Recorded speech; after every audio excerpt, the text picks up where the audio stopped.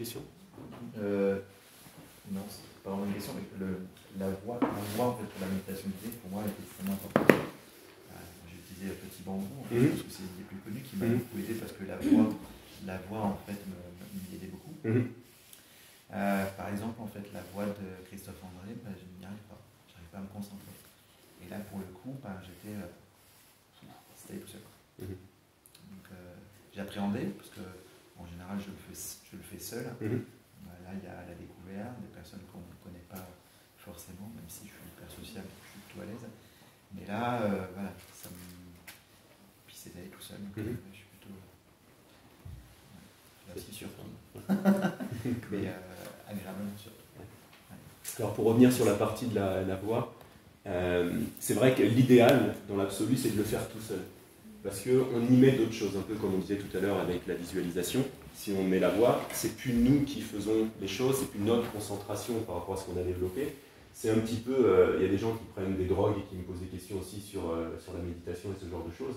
Et l'image qui me vient, c'est un peu comme si on prend un hélicoptère, qu'on nous met en haut de la montagne, mais on ne sait pas y aller tout seul. Tu vois? Et donc de faire le chemin tout seul va nous apporter beaucoup plus de compréhension, etc. Et la méditation, c'est un peu la même chose pour moi. Si on utilise la visualisation, si on utilise des audios, c'est un peu, on utilise un truc qui nous permet de monter sur le haut de la montagne, mais on ne l'a pas fait tout seul. Alors que si on se concentre par nous-mêmes, qu'on utilise vraiment notre capacité intérieure de se concentrer, d'observer ce qui se passe, au lieu de quelqu'un qui nous fasse faire cet exercice, ben on renforce notre muscle intérieur par nous-mêmes, et dans la vie de tous les jours, on l'a travaillé. Parce que c'est bien, on s'assoit, ça nous permet de nous détendre en méditation avec un audio, mais comme là, dans la vie de tous les jours, est-ce que si je ne vous mets pas votre attention sur le pied droit, sur le pied gauche, sur le bras qui est posé sur le canapé, la concentration, la conscience n'est pas présente, parce qu'elle n'est pas suffisamment entraînée pour le faire d'elle-même. Le but de la méditation, c'est un entraînement. Le mot sanskrit veut dire entraînement mental ou développement mental. Ça, c'est la signification du mot que nous, on utilise, méditation, en Occident. Je parlais pour pouvoir le faire tout seul, sans accompagnement vocal. Tout à fait. Mais c'est là où c'est difficile, parce que quand on s'assoit et qu'on le fait tout seul, on a l'esprit qui est agité, il y a plein de pensées, on n'y arrive pas, et c'est beaucoup plus simple à le faire avec un audio. Donc c'est un bon entraînement pour savoir quoi faire, comment faire, pour se mettre dans l'esprit, et que quelqu'un nous guide, comme je l'ai fait ce matin. Mais l'idéal, après, c'est de pouvoir le faire tout seul sans avoir quelqu'un qui nous guide. Autre chose sur la partie méditation de ce matin? Juste, en fait, parce que j'utilise la même application Petit Bambou. Et j'ai un souci, c'est-à-dire que c'est vrai qu'au début, ça m'a beaucoup aidé. Et puis à un moment donné, je suis en saturation. Je sens comme une peine.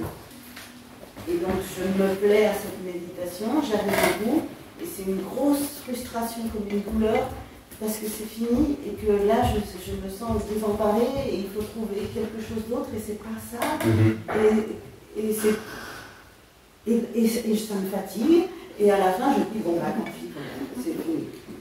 Et donc, je sais pas, je suis à un moment donné où j'ai surmonté ça pour passer à une autre chaîne, mais là j'en ai marre. Et donc du coup, je n'arrive pas à passer à ce que tu dis. C'est-à-dire, en fait, peut-être que c'est ça qu'il faut maintenant penser à une méditation que je m'autodirige, en fait, c'est ça. Et je n'ai pas osé le faire, en fait. C'est clair, c'est le fait d'avoir quelque chose d'extérieur. À un moment donné, tu arrives à une limite, et puis quand il n'y a pas ça, ça ne te satisfait plus. Tu n'arrives pas à satisfaire avec ça. Et ça touche du doigt un concept qui est très profond, qui est le fait que tant qu'on s'attache à des choses extérieures pour nous faire nous sentir bien, c'est insatisfaisant et ça a une limite. Et ça peut pas, on ne peut pas s'attacher à n'importe quoi d'extérieur. C'est parfaitement clair par rapport à ce que tu expliques. Tant qu'on va chercher à l'extérieur des choses qu'on a besoin de trouver à l'intérieur de nous, ça va toujours amener cette insatisfaction. Et en fait, et pour revenir à la méditation de ce matin, c'était pas ça non plus, quoi.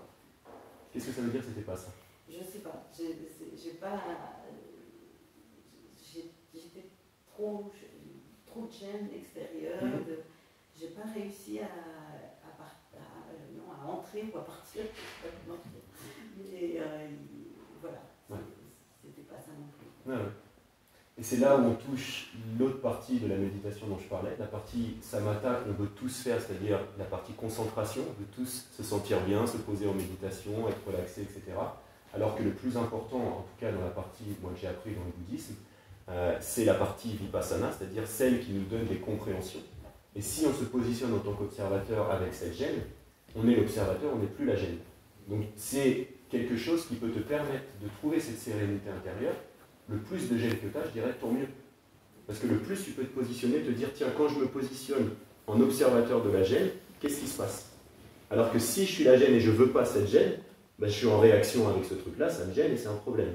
Alors que le but de la méditation, c'est que je m'entraîne à observer cette gêne. Et cette partie-là qui observe la gêne, elle est sereine, elle est calme, elle n'est pas gênée, puisqu'elle observe la gêne. C'est un objet extérieur. Et donc la méditation, c'est vraiment de s'entraîner à être dans cette position pour ne pas être perturbé par ça. Et de voir ça clairement. Même principe que ce que tu disais. Quand je me mets en gêne, et si je me mets en observateur et que je regarde cette gêne et que je l'explore, ok, tiens, ça fait ça quand je ressens de la gêne. Tiens, il se passe ça. Tiens, ça crée tel état d'esprit. Tiens, ça crée telle sensation mentale. Là, tu deviens l'observateur qui, en plus, comprend, discerne réalité de la gêne. Vraiment se calmer et se poser.